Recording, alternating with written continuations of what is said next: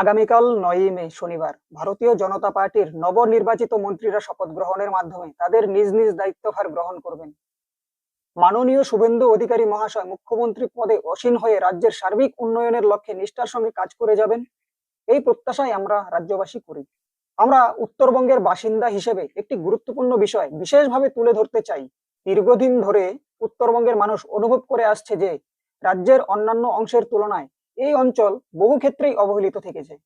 যদিও পূর্ববর্তী সরকারের আমলে উন্নয়ন দপ্তরের দায়িত্বে উত্তরবঙ্গেরই একজন প্রতিনিধি ছিলেন, তবুও উত্তরবঙ্গবাসী প্রত্যাশিত উন্নয়নের চিত্র বাস্তবে কিন্তু দেখতে পাননি। আমাদের অভিজ্ঞতায় অতীতের উন্নয়নের মূল কেন্দ্র অনেকাংশে কলকাতা ও তার পার্শ্ববর্তী এলাকাগুলির মধ্যেই সীমাবদ্ধ থেকেছে।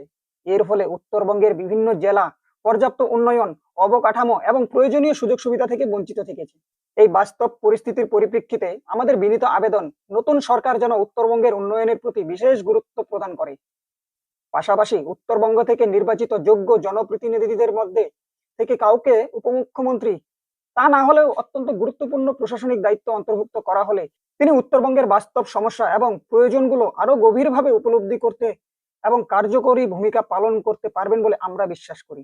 আমাদের আন্তরিক প্রত্যাশা, রাজ্যের প্রতিটি অঞ্চলের সমান এবং সুষম উন্নয়ন নিশ্চিত হোক এবং উত্তরবঙ্গ সহ সমগ্র পশ্চিমবঙ্গের মানুষ উন্নয়নের সুফল সমানভাবে লাভ করুক।